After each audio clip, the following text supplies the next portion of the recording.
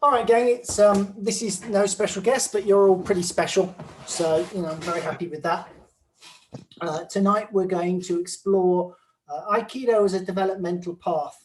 So I guess the first question is, do you consider it to be a developmental path of self?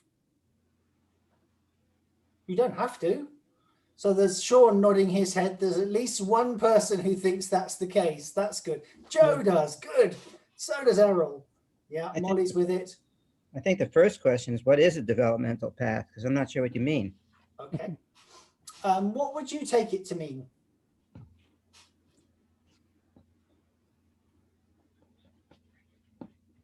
A process whereby you start at one point, keep adding and working with what comes up until you get to another point.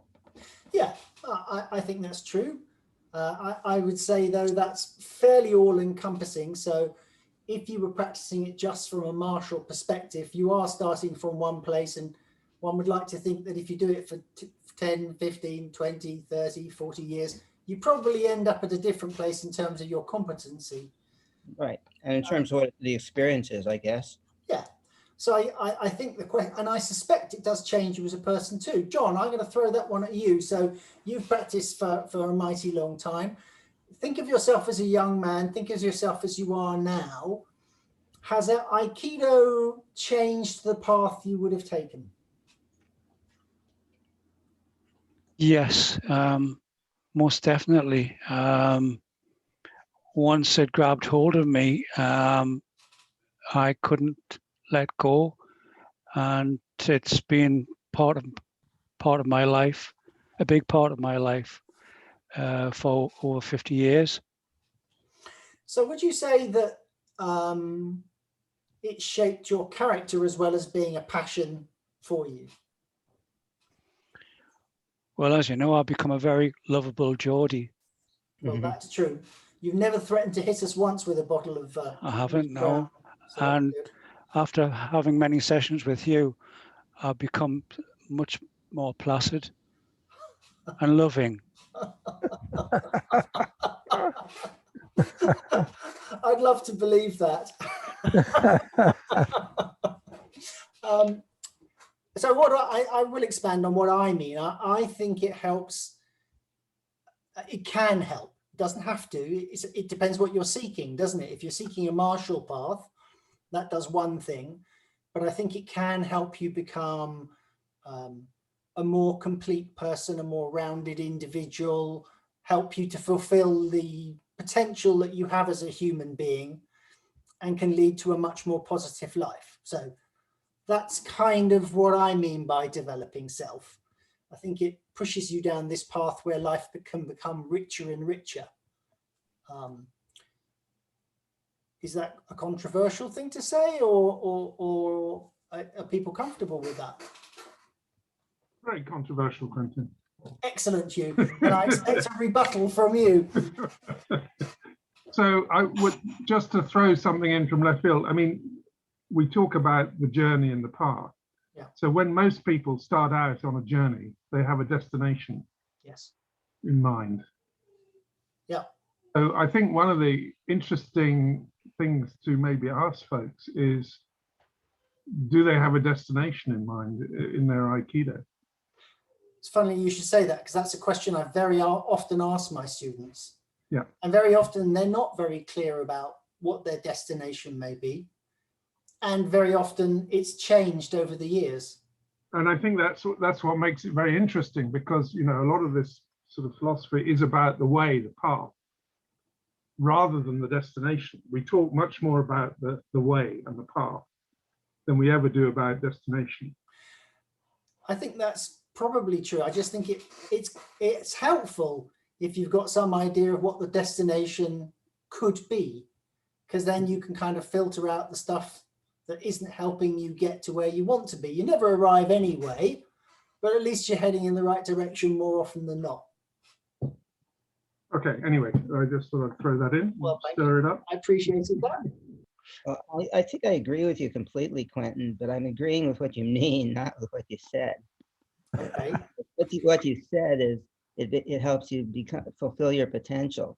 If you're a mediocre mass murderer, will Aikido help you become a really excellent mass murderer? I think what you mean is Aikido will teach you to be kind and strong and behave nicely towards other people. And I agree with that if you do it for that. But Okay, yes, I can see that the word potential might be a little broad, because we all have the potential and capacity to be awful or be wonderful. So I think it pushes us in a good direction. I should have added that. In I the agree. line that you just said, towards peace and happiness and being generous and kind and giving and playing a part in a positive society. I agree completely. You should have seen me 30 years ago. I was such an asshole. Well, I've known you for about 20. You weren't too bad. No, but I was starting to think by that.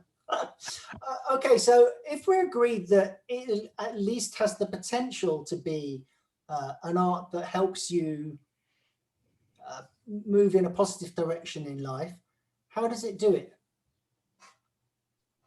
It Go on. reflects. Oh, well, if Paul, go ahead. No, you go ahead. I'm sorry. I butt in too often. Well, I was going to say that like O-sensei is actually pretty clear on this point. He says that, you know, Aikido helps develop people in 5 different ways, right? Mary Heine Sensei has taught this a number of times, right? Aikido is Chi-iku, Tai-iku, Ki-iku, Toku-iku, and Joshiki, right? These are the 5 areas of iku means like to cultivate or to grow, or to develop, or like to be taught sometimes, right? So Chi-iku is the cultivation of wisdom. Tai-iku is the cultivation of the body. Ki-iku is cultivation of ki. Toku-iku is the cultivation of virtue, and Joshiki is roughly like common sense, right? I think they're all good directions to push in. Yeah. The question is, how does it achieve it? So yes, there are things it helps to develop, but what is it about Aikido that helps us that could help us develop in those areas? Joe. Oh, keep going, Sean. I'll do it later. For me, because my way of relating to the world, my first way is kinesthetically. I have to touch it. I want to feel it. I get the whole vibration of it. That's how I process my world initially, is through my feeling body. And just Hanmi alone, for me, having a balanced stance where I'm neither defensive or offensive, but I am holding center, has completely expanded my way in the world of being with people, and particularly being able to love the unlovable. Okay, well, we'll expand on that a bit, because I mean, okay, so what is it about Hamni that helps you not only on the mat, but off the mat? A really powerful event in my life. I had been on the mat 8 days. So Tuesday and Thursday for 4 weeks with Frank Duran. And in an evening, I was having a particularly difficult conversation with my mother over the fact that I was leaving my marriage. And for the first time, I found myself, I had the phone in my ear, and I was simply breathing, and I was calm, and I was listening. I didn't deflect, I didn't get in the way, I didn't do anything, I just let her completely say whatever it was she had to say. And then I was able to say to her, thank you, and give a response. Well, before my response came, I looked down and I'm standing in Hanmi. And that was a prime mover to get me back on the mat, the 9th, the 10th, the 11th, the 500th. That manifestation through my body allowed this openness to occur. So you were very sensitive, stroke lucky to have such a powerful experience so early on in your journey that allowed you to see how what you'd practiced on the mat, this sort of centered, stable posture, made a difference in how you received information in when it attacked verbally off it. Yeah, totally. In 8 hours, okay, in 8 hours of being on the mat, this presented itself. You know, I feel hugely fortunate because it, you know, as life goes on, I think I was probably in my mid 30s at that point. Well, here I am in my, you know, I'm in my 70s, and it's like it has been a field for this whole 36 years. Right. So if I ask the question of people here about, okay, so if I said that centering is a key part of our study, any controversy in that? We're happy with that. Okay, so those of you who, well, it doesn't have to have been practiced a long time, but would you not say that when you practice for a long time, you kind of see things more clearly and you have more time to do what needs to be done than you did when you first stepped on the mat? Can I give a couple of examples briefly? Please do. 40 years ago in my Shodan test, Frank Duran said, Paul, you're too gentle at the front end of the technique, so you have to be harsh at the end to make it work. I've been working on that comment for 40 years. 2 days ago, I almost got killed by a car. I was riding my bike and it ran straight into me. And it was turning, just turned right into me. And so I didn't think, I didn't feel, just perfectly calmly, I turned with it, no problem. Well, that's and you probably couldn't have done that 40 years ago. No, but that's the working out of Frank Duran's comment after 40 years. Absolutely amazing. Wonderful. I think so. And again, another wonderful translation of what you practiced on the mat gave you a sort of centered, calm way of being off the mat that allowed you to deal with that situation in the way you just described. Exactly. It wasn't even a surprise. I didn't think anything of it. I just responded and went along. Amazing. What do others feel? Is that not your experience too, Andrew? Well, I was going to say, I started as a teenager back in the 60s. When I started, my instructor was an orange belt. So there was not a great deal of experience on the deeper side of it. Yeah. And I think that's something that grew and developed over the years. So when we started it as something to do, and we were more interested in learning the techniques and all the physical side of it. Sure. But all the other things came on much later, I think. So what drew you into how did it happen that it stopped being just an experience of martial technique? How did you get drawn into a deeper side of it, if you might say? Well, as you begin to understand what the techniques are doing and how your body reacts to the various movements, you then start to understand what is, the things that are going on rather than just a physical sort of attempt at something. Okay. Anyone else got any thoughts? No? Okay. Yes, yes, I have.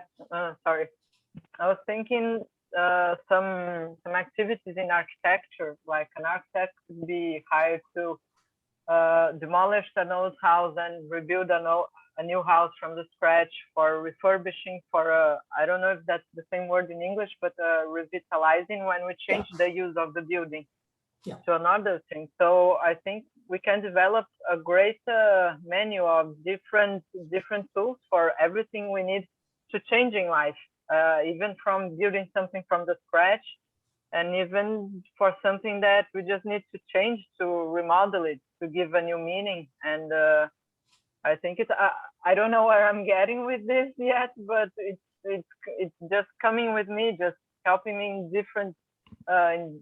different situations with different tools, and I think it's something that.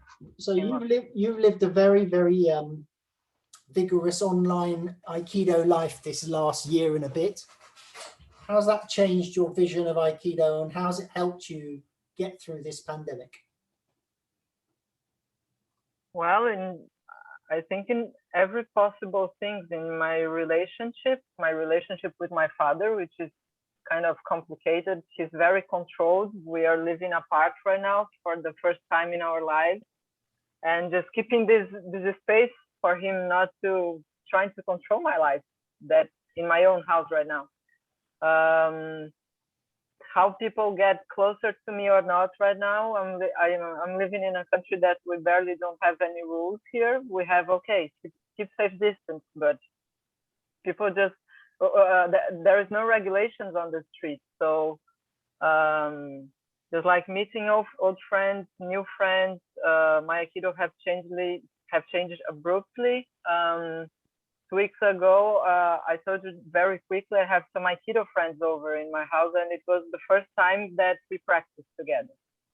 And I have never tried that before. Never. Just effortless, very gentle, everybody just really wanting to learn with each other, and nobody, they were higher ranks than me. One of them used to be one of the teachers in our dojo. And we were very respectfully, just playing, you know, we were talking, okay, let me try this thing. And I have never tried that thing before. If somebody grabbed me on my wrist, I completely tense. I had fun, of course, but it is changing. It is changing the way that I put things. I still struggle with some situations, but at least I just recognize when I got tense and when I go in a more reactive response.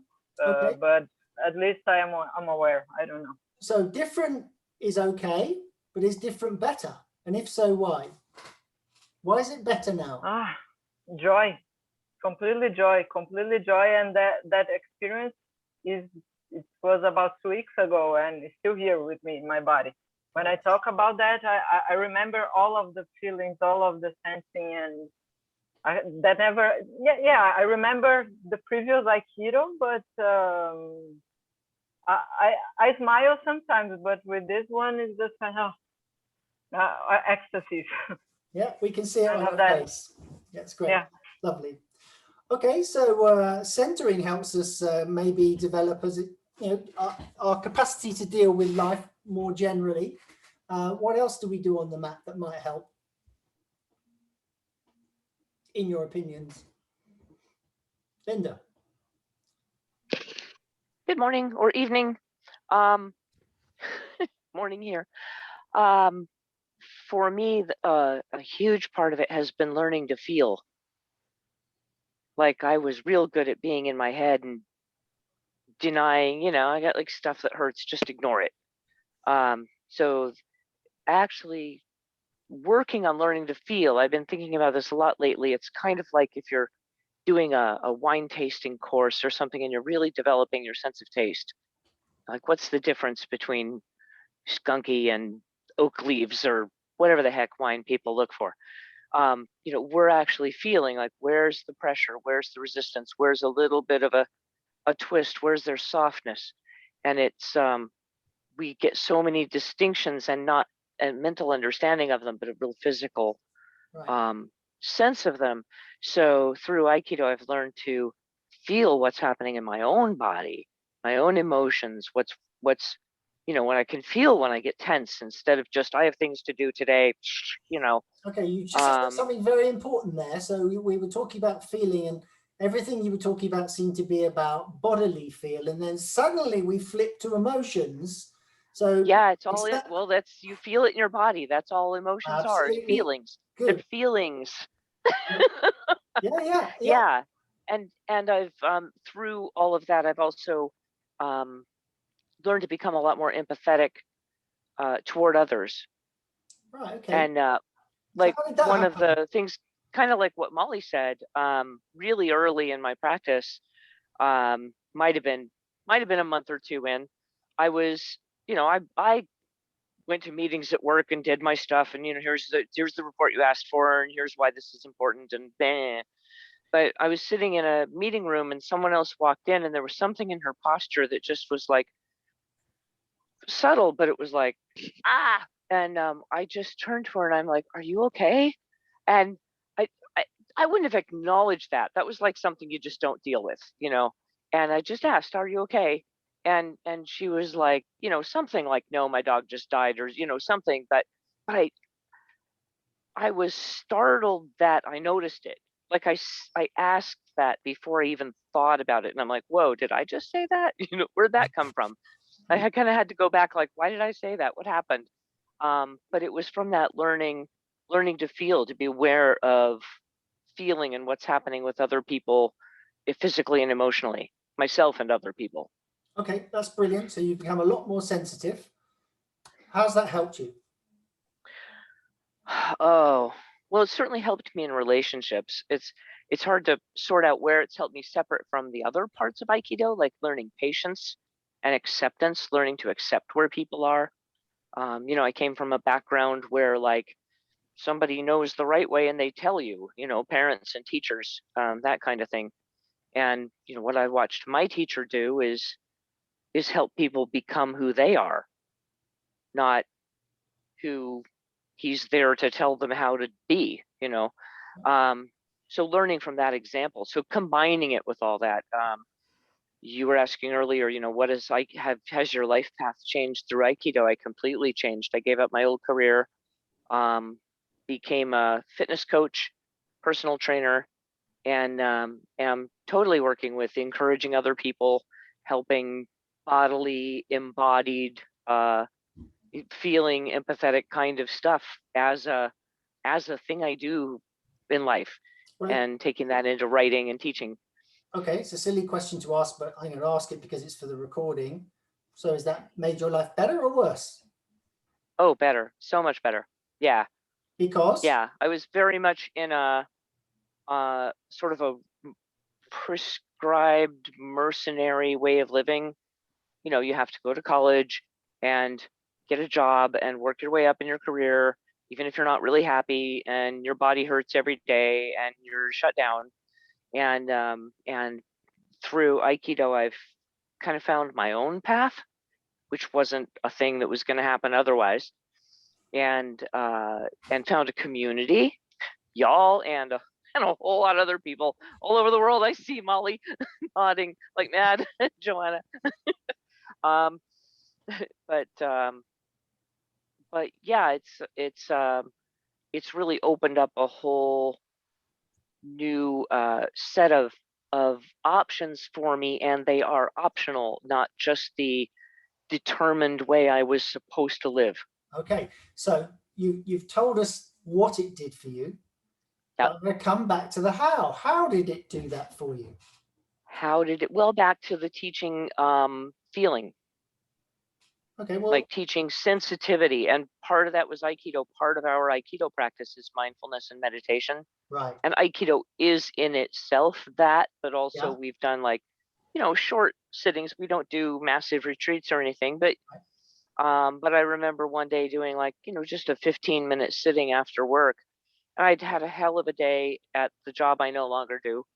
And I was sitting and meditating, and I actually felt what was going on with me. And it wasn't good. And I decided right there, this isn't where I need to be. This is stupid. Why am I doing this to myself? And now I no longer do that work.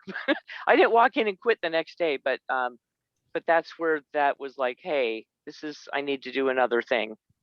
But it was through that, how it did that was teaching me to be aware of what was going on in my own body and my own emotions, my own energy, Sure.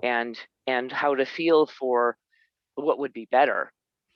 Yeah. You know, where am I pushing against resistance, and where could I just, oh, this side, this works better. Yeah. That's really nice. So, I mean, I think you've made about so many good points in that. But what, as an observing it, one of the things is it's your path, and it's your path to develop and move forward on the path that you want to move forward on, not anybody else's. you might share it with your teacher and the fellow students to a good degree, but it is your path. And secondly, the teacher plays a big part in opening doors for you, because if your teacher hadn't regularly maybe looked at meditation and sensitivity, you wouldn't have observed it quite as soon as you did and known this was a path that you could follow. So yeah, he has a huge focus on that, on all of that. And it's also one of his teachers, Robert Nadeau. I know I've seen other people in those classes, but you know, his teaching, I knew of him and his teaching before I started training in Aikido. And that's why I chose the dojo that I'm at. okay. Like I went dojo hopping and, you know, to see where to train. And the first one I walked into had a sign on the bulletin board that said, Robert Nadeau is coming for a seminar. And I'm like, oh my God, they know that guy. And that was the only dojo I looked at. And I definitely found myself in the right place. Excellent. Okay, so we've got on the how, we've got, it helps us to center, and it can be, well, I think it should promote sensitivity and feeling. Sometimes I wonder, but I think it's part and parcel myself. What else is in there in Aikido that helps us on the how?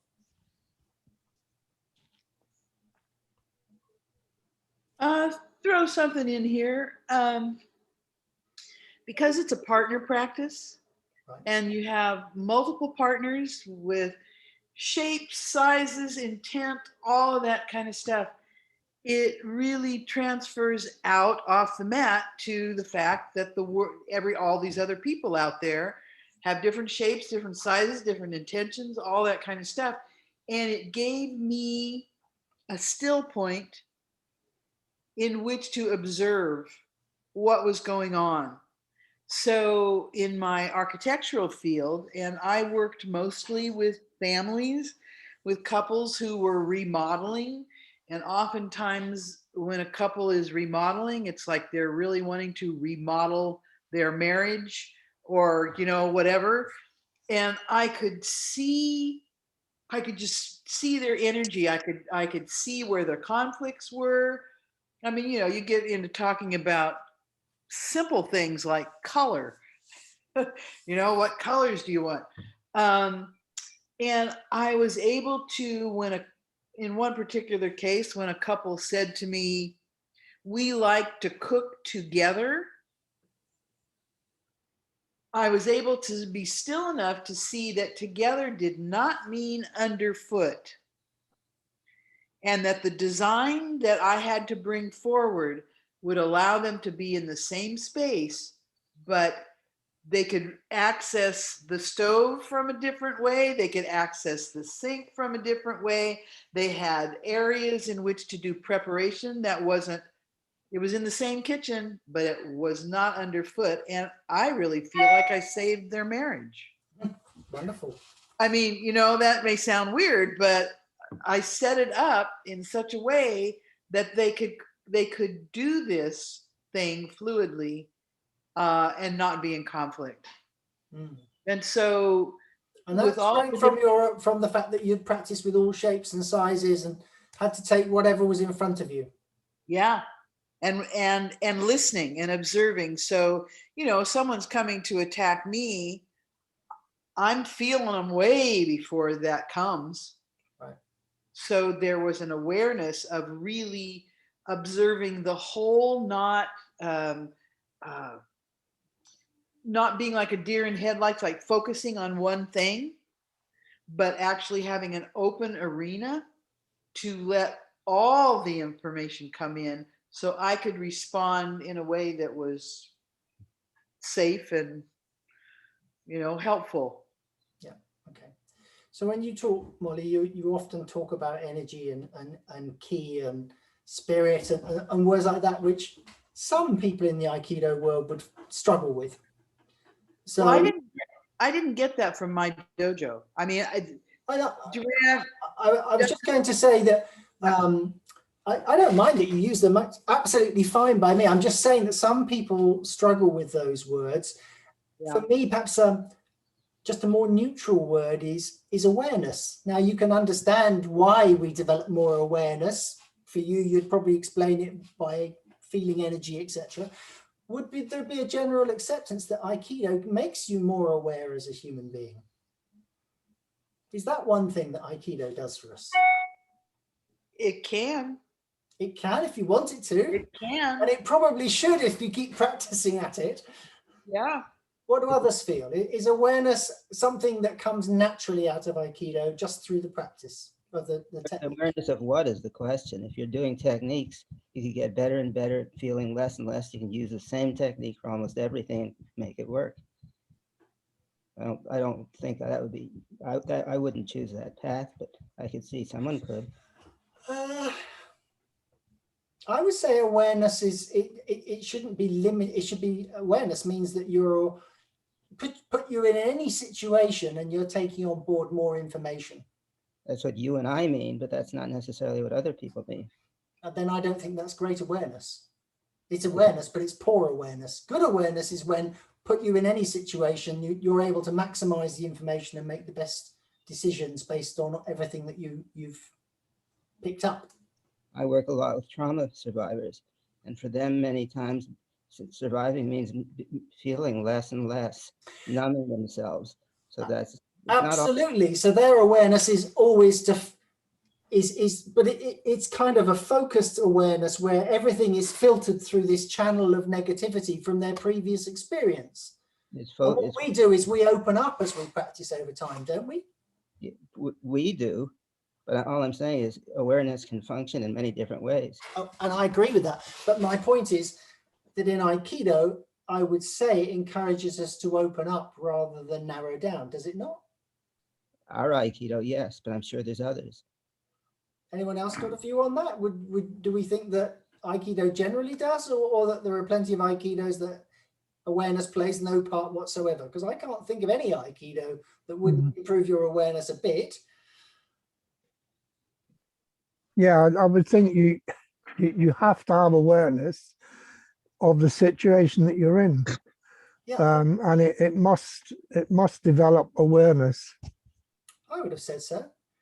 So John, you're being raised in the Northeast like you are, and would you say it's developed your awareness off the mat of a situation that maybe you shouldn't be in? Where I live, I'm always aware, mate.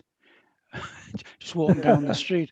And that's important to be so, isn't it? Yes, what always fascinates me is a lot of young people don't seem to have any awareness when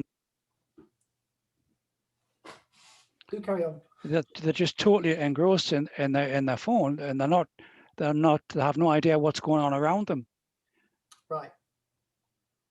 I mean, one of the things about Aikido is you kind of got to look up and see what's going on. Otherwise, you're going to get steamrolled, aren't you? Mm-hmm. Yeah. So, I mean, it's kind of hardwired into the practice that you have to have an awareness of what your partner is doing to come up with the response and the timing to deal with it effectively. Whether it translates off the mat's another matter. I think it generally should. What about you, Rick? What do you think? It's lovely to have you with us, by the way. Do you want to offer a comment on that? Hello, everybody. Yeah, I just got in, so I was kind of listening to see where you guys were. And if it's the question of awareness and whether you automatically receive it in your training, I think that it initially starts about where you are, period, in life. There's when you first start off Aikido, because to some people, it is so different. They're just trying to grasp a hold of what this is different, that's different, because what we're taught in life, most of the time through action, through our environment, is meeting people with anger for anger, or, you're thinking in terms of being attacked, and, your mind is focused one way and you don't see options. And with Aikido, as you grow in your Aikido, you begin to see that there are other options. And then that right there transfers into your life, where you become more aware in your life. So I think the awareness comes as your training grows and you begin to understand the concept of having to be at a certain level of consciousness in order to receive energy and redirect that energy. Sure. So I mean, Uh, in many ways, you've just summarized exactly what this session is about. So the question was that I opened up with was, does Aikido help develop self? And we had a discussion about what that might mean. And I think you very usefully pointed out that everybody kind of arrives on the mat at a different place in their life. Some right. have had a really bad hand dealt to them and life has been really difficult, and others have had a smoother path. The question is, does it take them beyond where they are? And I think very clearly you're illustrating that it does. It does open up options. Mm-hmm. And one of the ways it does that is it enhances awareness. So we were starting to analyze, well, how does Aikido do this? If it develops self, and I think generally there's support for that, whatever developing self might mean, how does it do that? We had centering, and we had a development of awareness and a development of sensitivity, which I think is tied in with awareness, actually. Yeah. I think that Patrick was raising his hand. I wanted to hear what he was about to say. I always want to hear what Patrick has to say. No, nobody else does. Thank you, Rick. I had last month, I came very close to being killed too. I was driving on the freeway and there was a lot of trucks, and I was doing the speed limit, and two things happened. Like a spidey sense kicked off, something didn't feel right. I immediately put my awareness out there and started, what's going on here? About maybe 10 seconds after that, I saw a car coming really fast up behind me. It pulled over it went into the lane next to me, went in, and I immediately felt I better start braking. I started braking. It immediately cut in front of me, cut right in front of one of the trucks, and the truck had nowhere else to go except in my lane. He went right into my lane. So had that not happened to me, that like spidey sense, I don't know what to call it, that said, hey, pay attention. And then paying attention, the awareness part, then realizing need to brake, see this car coming up really fast, need to brake, and realizing the truck has nowhere else to go but my lane. So I can't answer the how of the spidey sense. That one I don't understand. But I just wondered, yes, so that's how it saves my life several times, not on the mat. In terms of the on the mat stuff, I've trained with a lot of people who don't have awareness. And this is why other people would get hurt, etc. I've also seen both people working together that don't have awareness. And then they put themselves in positions that were not good, and they would execute the technique, pop, snap. You'd hear it, right? So maybe you'd hear like a bone got broken or came out of joint, something like that. That's all I wanted to say. Well, it's not too bad. Aikido saved 2 lives on this session so far, so we're not doing too badly. Errol, did you have something you wanted to add? Yeah, I think that when it comes to Aikido is a good system for learning because it incorporates a philosophy and an action. You start off with an idea, and then the idea gets translated into a physical exercise. So one reinforces the other. But I think also a precursor before a person starts developing Aikido is the first, he has to realize he has an issue he wants to correct. A lot of people don't think they have a problem and they go into Aikido and it's non-transformative. Nothing happens to them. So I think if you come to Aikido and you say, I want to make a change in this, in that, then Aikido through its philosophy and through action and philosophy combination allows a person to be transformed. So you need awareness, and then you need to have an action combined with some sort of a philosophy. And then you get a transformative something happening. Yeah, I think there's a lot in what you say, although I can think of a lot of students that have come with issues, and I think those issues maybe attracted them to what I was offering, but they didn't really know what it was that they were looking for. It just felt that this was something that they would like to try, and it became clearer over time what the issues were. And obviously with clarity, you can make more progress. But it's interesting how some people don't see the issues. No, because it could be that it's just intuitive. Intuitively, I know something's missing, and that can be enough to start the journey. Yeah. But without that, you can do Aikido for umpteen years. And I've seen a lot of people who've done Aikido, and from my perspective, I haven't seen any change. Perhaps in their life it's made a change, but looking on, seeing them every day training, I'm thinking, they're exactly the same position that they were when they started umpteen years ago. Yeah. So what you're saying. So you talked about the philosophy and the ideas, and that marries with the embodied practice. Let's explore some of those philosophy and ideas, because that's what I'm trying to pull out. Okay, so a simple case in my experience is I was always very much up in my head, thinking things out too much. So for me, in being more intuitive and being more spontaneous was something that I'm after, and that's basically a chemi.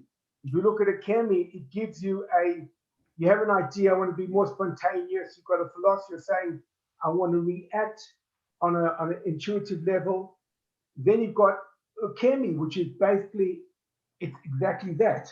You put into a situation, something's happening which you have absolutely no control over, and yet you have to react with control and at the same time without control, which is to me exactly what intuition is. So you've got an idea married with a system which is physical, and one reinforces the other, and then you can have a transformation. Okay, that's great. I love that. So as you've said the word ukemi, does it develop any other skills? And that's open to everybody. I mean, I think ukemi is a fantastic part of the practice. You can learn so much from it. I think ukemi is sort of the uniqueness of Aikido in many ways. And I always teach in my classes ukemi, good ukemi, as opposed to good nage, because I think the beauty of Aikido and what it's really got to offer is your ukemi and understanding that. Yeah. Okay. I think that's a good way to go. But let's talk about, well, what does ukemi give us other than this ability to maybe just follow what you feel, i.e. developing your intuition as you described it? What else? For me, it gives me adaptability, change to situation in the moment. Right. To me, that's really important, because if you have no sensitivity to that and you're walking, like I remember one time, this is actually funny to me. I remember when I was younger, one time, my mom had just cleaned the sliding glass door glass, and I didn't do it, and boom, I walked right into it, fell down. Right, so there's like no awareness, right? I had no ability to adjust and adapt to that moment, except fall, which was good ukemi, instead of keep going through it. Sure. Right, but yeah, so for me, the ability to adjust and adapt quickly, I think, is important. Okay, yeah, I agree. What other skills does ukemi give us? I could feed you this, but I don't see why I should do all the hard work here. Go on, Linda.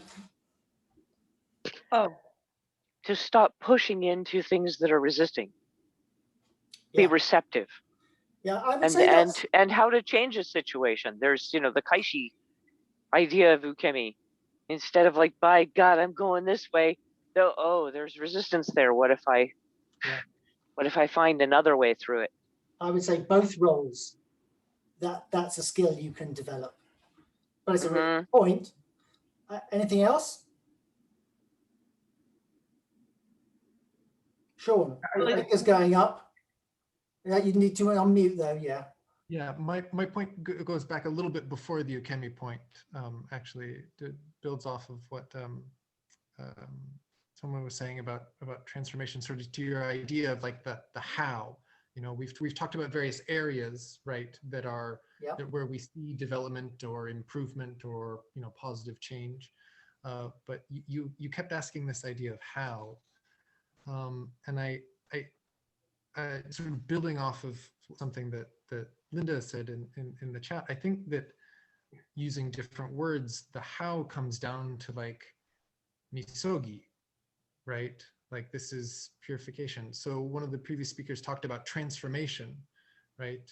And in Tsunado Mari Sensei's book, he recounts that O Sensei says that if your tamashi, if your spirit, or your feelings and intentions, as Tsunado Mari Sensei's translator likes to use it, but if your tamashi is bound in your body, then there will be no transformation, right? No rebirth.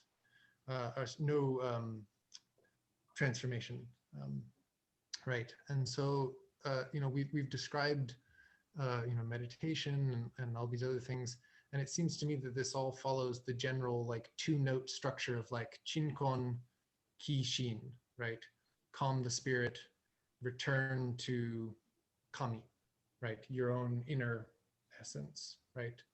And that this improvement, this development, comes from the Kiyome no waza, right? The waza of purification, the functioning of purification, to take magakoto, the distortions or places in you that are bent, right? And through this misogi, right, restore them to being straight, so that you have naohi, right? As opposed to magahi, a distorted spirit, a bent, a twisted spirit.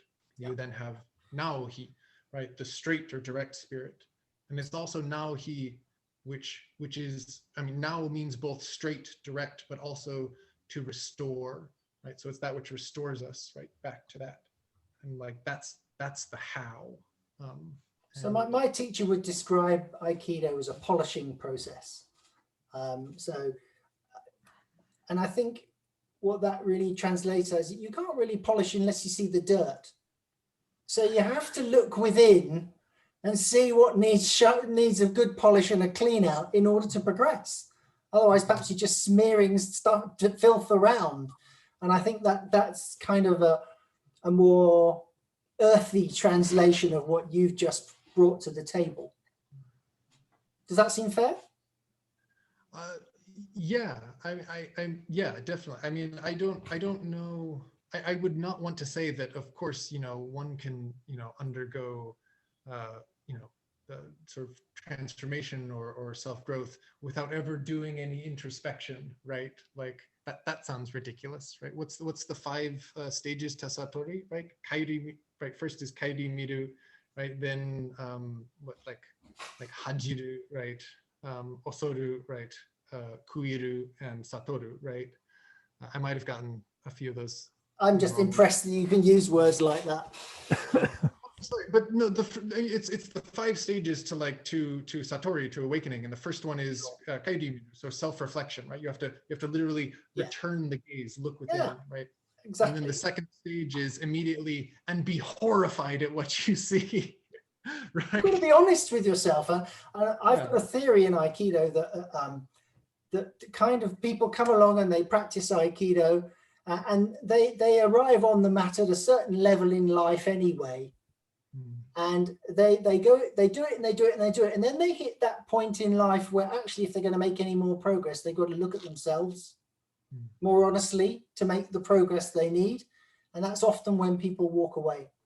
because they're not very good at looking at themselves. So yes, I think that's if we're talking about a developmental path, it's that honesty and reflection on your strengths and weaknesses and being prepared to do something about them that makes it a developmental path for me. Yeah, thank you for that. That's a great contribution. Anybody? Joe? Yes, on Ukemi, I was thinking that, well, obviously related to what you just said, when we get on a kind of a plateau and then, oh, I'm done, I'm quitting right now. At least for me, Ukemi was about rolling. So, okay, you throw me, I roll, and then, okay, I come back. So it's faster for me to come back. If you throw me, I roll, and then I go back to you.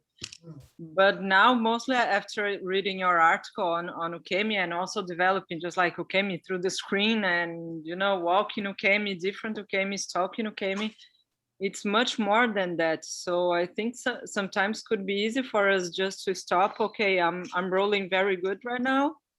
I'm okay with that, and then I don't need to practice other types of rolling. But we have just like Nadeau says, it's down layers. We have finer and deeper layers over that. So it's kind it's just and also relating that to the rolling, it's when we get on the floor that we have the beat up to stand up again. So sometimes it's just developing the rolling and the Ukemi in different layers, different dimensions. And I don't know, that for me, it's part of the mysterious way of Aikido, that it's so exciting, so nurturing. I don't know. No, brilliant. Thank you, Joe. I mean, that's certainly one thing to say, isn't it? That one of the things about Ukemi is it teaches us to get up. Well, I mean, all of us have probably had teachers that said, okay, I'm going to throw you, and I'm going to keep throwing you. And they don't, I mean, and you have to get up and keep going until they basically say stop, or until they think they've exhausted you. And yeah, that Aikido gives you that, doesn't it? And the other thing that I feel it very strongly that Aikido is all about, it's all about connection too. If you want to do good at Ukemi, you've got to connect to your partner and feel exactly what's going on, to be honest in your response and be helpful to them in their learning. You've got to be very sensitive, which is kind of where we started off. You develop sensitivity. Yeah. Any other comments from people on that? Vitaly. Vitaly, and then I come to you, Paul. Yeah. Just I'm struggling with my connection over here with internet, so I'm just afraid that it's going to be lost when I'm trying to say something. There were really wonderful things said about even saving lives, but nobody said about changing your life, and because it really changes your life, and it makes you want to change somebody's life, because you accept somebody's energy, you put it through yourself, and you return it. So when you return it, it's a possibility for you to change somebody's life and to bring something good in their life and interact and feel, sense, and help. I think I'll say it before Paul does. It doesn't do that to everybody, but I think if you're like you, that's what it did for you. It has that potential within to change you, and through changing you, to give that gift to others. Yeah, lovely. Paul? I think it gives a fighting spirit. No matter what happens, you don't give up, you will keep fighting. The idea of an opponent, an enemy is very useful. You can love the guy, but you still have to keep fighting. Yeah. That's what. Okay, that's a really, you've opened up a real good line of thought there. So, you know, the very essence of Aikido is that we're dealing with conflict. And most of us at first sight would say, well, conflict's not a good thing. Yeah, conflict makes, you know, it's how we develop, isn't it? Through conflict often. Big changes happen in the world because somebody stood up and said, that's not right. Errol? I think talking about fighting spirit, I think Aikido highlights the difference between aggression and assertiveness, which I think a lot of martial arts become very aggressive and they think that is good, but Aikido sort of emphasizes on empowerment or assertiveness as opposed to aggressiveness. And it teaches you that in a situation, you can be forceful, but it's not aggression. And I think that's something unique to Aikido as far as martial arts go. Yeah, very nice point. Rick, did Yeah. you say something? Going back to the idea of fighting, and I think what a good uke or when you're receiving good ukemi, it changes you. It allows you to learn how to dance better, and everything is about the giving and the receiving of the energy, and so it becomes this continuous dance. But at least for me, I don't want to think that I'm in a continuous fight. So it's my perception of what this energy is when it's first coming to me. And so I'll tell my students all the time, I don't care about the attack, I care about the energy. So it's about my being able to flow with that energy and then redirect it to what it is that I want. Do I want to redirect it in a way that it continues the fight or the dance? What kind of conclusion do I want to bring to this? And so a lot has to do with where I am mentally when things start happening. And if I'm not in the right frame of mind, I will create or perpetuate or recreate that same energy that was given to me, instead of me starting to flow with it in a way that brings it to a peaceful resolution or a least destructive resolution. So I don't want to think about everything as an attack or as a fight.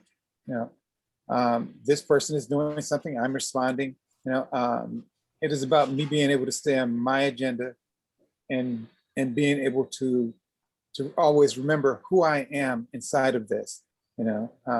Because there's a hurricane that's going on and I'm in the center of it because I'm the calm in the storm. And so, I want to take this someplace that's not, that's not aggressive. I don't want to make it even more aggressive by my action. You want a positive resolution at the end of it. I want a positive resolution to it, but I guess I'm trying to connect what you were saying about what ukemi does for Nagi, Sure. or what should be happening. Absolutely. So there has to be that intent behind the attack to yeah. allow you to transform something that looks very negative into something positive. Into something positive. Exactly. Very good way of saying it. That's an excellent definition of fighting spirit. Excellent. Then we have unanimity there. That's good. So one of the things that springs to my mind as a word that's key in Aikido is acceptance. You have to learn to receive the attack and accept it in order to transform it. If you're trying to battle against it, that's when the war carries on going. And I think that's one of the things that we do practice that makes Aikido fairly unique, this acceptance and receiving of the attack and learning to transform it. In some Okinawan styles of karate, they don't use the word block at all. They use the word uke. You receive the attack. You don't stop it, you yield to it, you go with it, then you hit the guy. But they have the very same ethical concept. It's not unique. I don't mind it being unique, but it is unusual, I think. That's true. Hey, can I say something? Patrick, feel free. So I want to talk about, I'll try to keep it short. In my early years of Aikido, I was not aware of my darker side of nature in me. That being my aggressive nature, which Paul can speak to. He's seen it on occasion many times, actually. And with my first teacher, it would show up a lot, but my teacher didn't know how to handle it. So what happened, and I didn't see it. He'd just say, he'd tell me, fix yourself, fix it. But he wouldn't tell me what it was. And so what happened was I couldn't see it. And the students would, they just didn't really want to work with me. So I ended up leaving the dojo. We both just decided, instead of him just saying, hey, leave, we just say, okay, it's not working for me. I said, okay, not working for me either, and left. And then I went and found Paul. So Joanna asked in the chat, she said about, is it possible to have a place of Aikido where you could only have peace and beauty at some point, and not, my interpretation is not a darker side like what I'm talking about right now. For me, the beauty of Aikido in the transformative part of it is, if you have, especially if you have people who are working on it or have already worked on it and gone through it and can help you, is to see what's going on in you. Like, so Paul would see my aggression. We had another guy who was a police officer. He could see it too. But they were willing to work with me with my aggressive nature and point it out to me. And we'd work on it, like doing breathing exercises and so on. Now, this side in me has not been mastered. It still shows itself from time to time with interactions with other people. What has changed over a period of time of doing Aikido with awareness practice of doing it is I can adjust and catch it much quicker. So it doesn't get to the full point where it would get to the very, that would be turning to violence. Okay. So I think that was definitely, I think, one thing why O-sensei did so much Misogi practice, was he recognized in all human beings you have this, you have yin-yo, right? Yin-yang, this good, bad, light, dark, right? And it's, you got to cleanse yourself of this dark side, especially at some point, and then learn how the whole thing gets balanced and comes together. And I'm by no means fully understand this or can eat at his level, especially, or even how to do it yet. But I keep coming back to these ideas when I see this pop up, my aggressive nature, or even the impulse. It's the person did something they weren't supposed to do and you didn't like it. Damn, I want to slam them back. Even that little impulse feeling, I'm sure people get once in a while.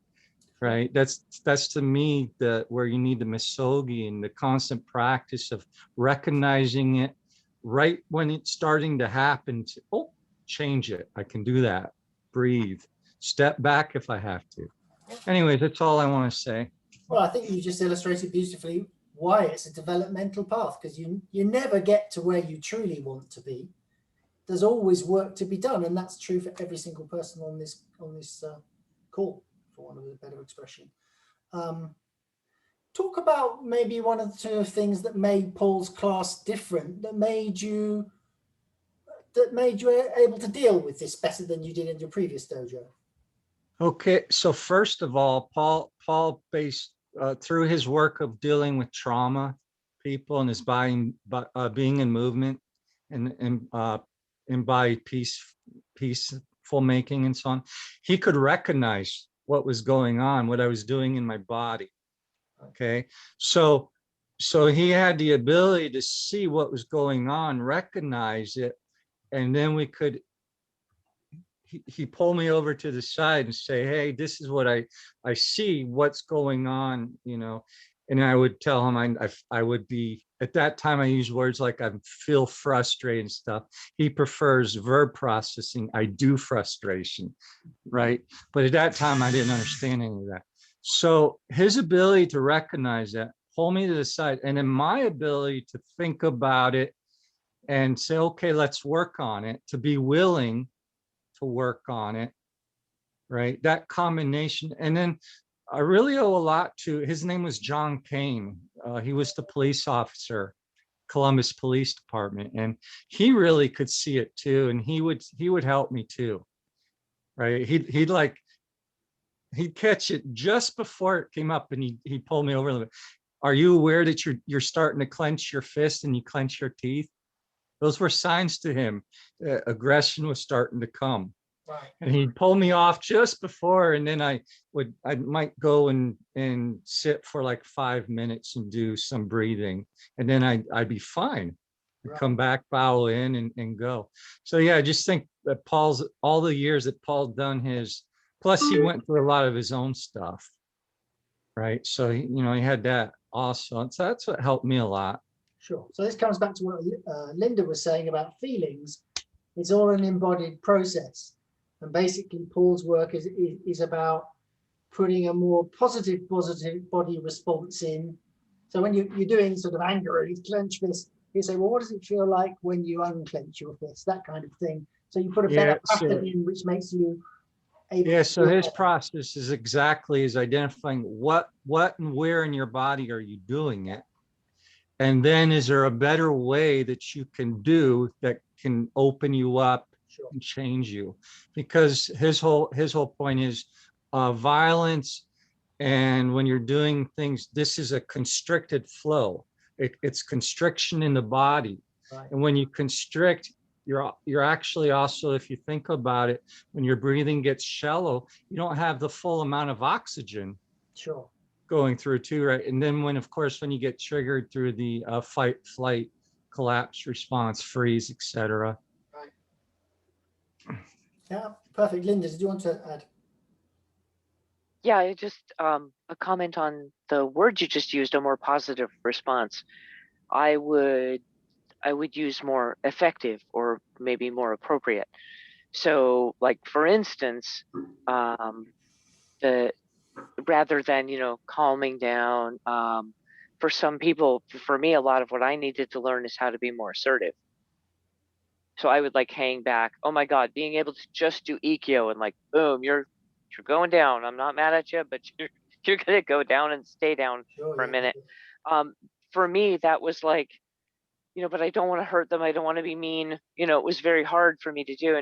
But for me, I had to learn to be effective, not so it was, I was being too like quiet, happy, friendly, and positive. And what I needed to do was be grounded and You're making a really, really good point. So what I meant by positive was actually what you just said, coming up with a better, more appropriate response that leads to better results. So I think it's really, I figured you did, but I just wanted to comment on that. No, word. It's really good that you've picked me up on that, because you can get, I'm going to generalize, but I guess it's not unusual to find that blokes come to the mat and they're aggressive. And you want to kind of calm them down. They're used to sort of holding their space and fighting for their corner.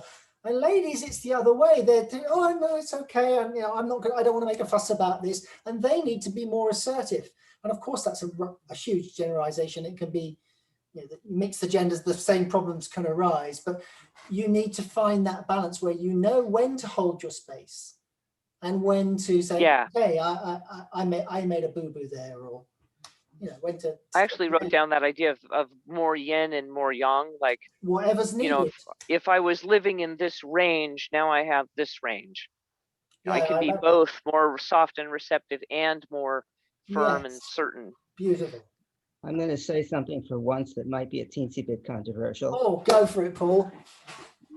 I can demonstrate easily in an Aikido technique that if you're kind and respectful, your body is soft and free, and if you need to, you can hurt the person in that spirit or refrain from hurting them. So it's not a range, it's all exactly the same. Power and love are exactly the same. I'm just going to sit and reflect on that. Yeah, I think that everything that you're saying is about connection. It's about when you engage, what's the connection? And so whether you're firm, I like to think that as Christ says, it said that when you're at your weakest, you're also at your strongest, because that's where power resides. That's where God is, in those moments. And so being supple sometimes can be very, very empowering, because it allows you to flow to almost anywhere from that position. And so being in that state where you're calling it, I don't necessarily call it being assertive sometimes, but just being focused. Well, I think if you, as an Aikido sensei, if you're a good Aikido sensei, that bandwidth has to be broad, so that you can be gentle when people need you to be gentle to coax them further forward, but also you can be righteously angry with somebody if that's what it takes to push them out along the path they need to go. And It's just- pulling the tool out of pulling the right tool out of the bag more often than not is what we try to develop as teachers, I think. It's having a bag full so much inside of your things to do, and that's what I tell students. Actually, it's almost like I tell them, you do what's necessary for the situation, and if you've practiced a certain way, there's always something there for you to access, because it's inside of your repertoire of things to do. It's kind of like my having had a karate background. That's always back there for me to access anytime I want, Sure. given whatever situation. So, I don't throw anything out. I just put it in reserve, I put it to the side. Absolutely. Judith, you've been very quiet tonight. Do you want to add something? Hand up if you do. Oh yeah, I think you're going to come to it.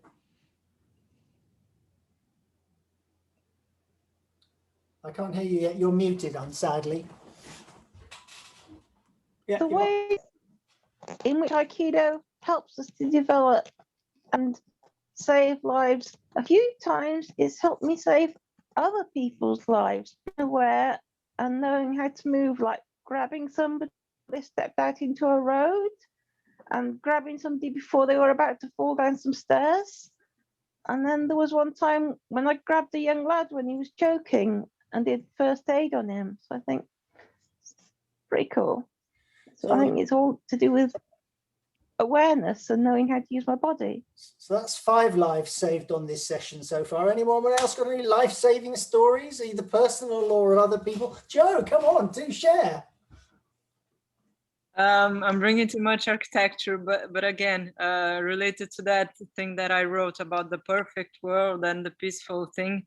I don't know, at least here in Brazil, when you publish a house or designing or something, you just don't see life in there. It's just too much pretty to be on a magazine, And when you go to somebody's houses, there is their stuff over there. They have the pillows thrown over the couch. They have the kitchen with dishes to wash. You have life over there.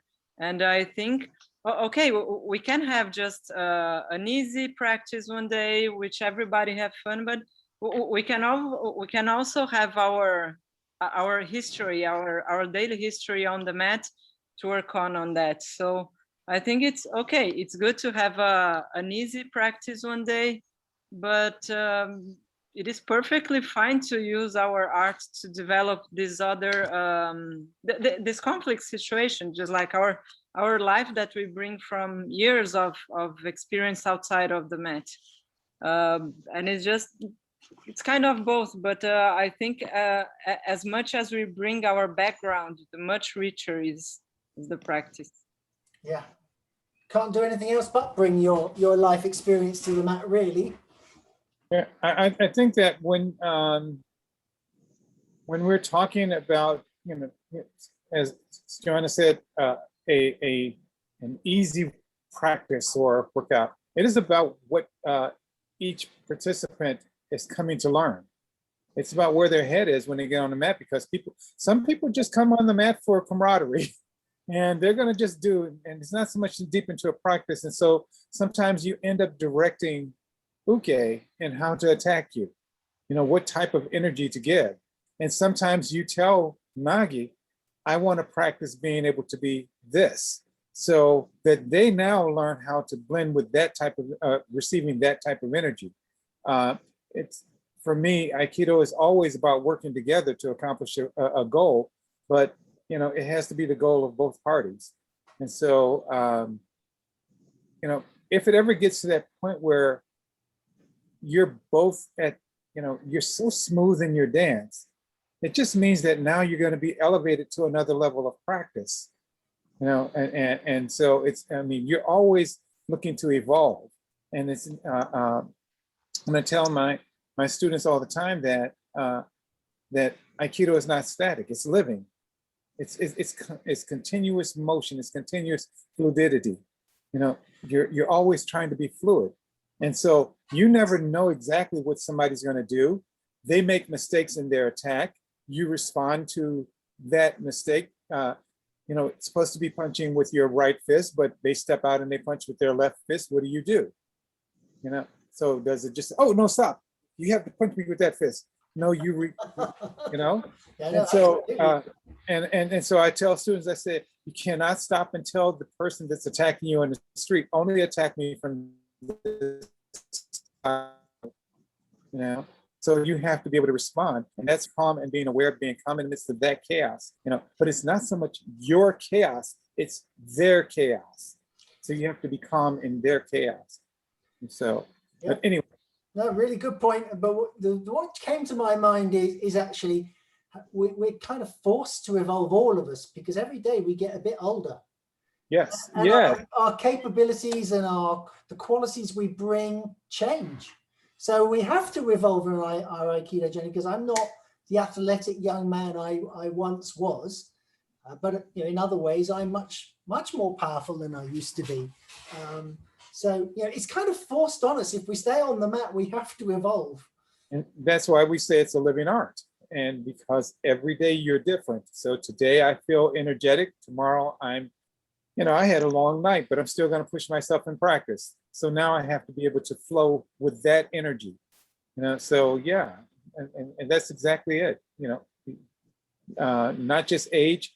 There are certain parts of your life where you weigh more than you did before, and so you know, I have students, and you know, some of my the female students have said, "Sensei, go easy on me.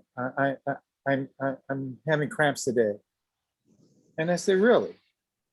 You know, I said, "You really want me to go easy because you're having cramps?" And they said, "Why did I even tell you?" And it's because they know that I'm not going to go easy on them, because I want them to now be able to, if she walked out that door and somebody, you cannot stop this guy and say, "Hey, wait a minute, I'm having cramps today." You know, you've got to be able to do what you have to do. Hard task, master. Hard master. Okay. Do you know what? As far as I'm concerned, we've barely even started discussing the subject of how Aikido can help you develop self. But I do think we've come to probably a useful point in the evening where we should perhaps call it a day. So any final comments before we close off for tonight? Well, I do have one. This is my first time being with you since your interview. And I just want to tell you thank you, you know, for that opportunity.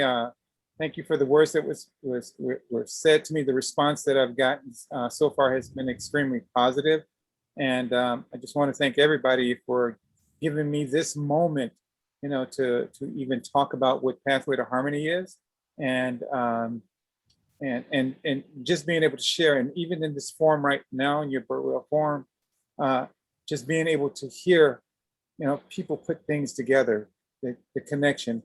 And each time I've sat down with you guys, I've taken something with me, you know, that I can now, you know, share.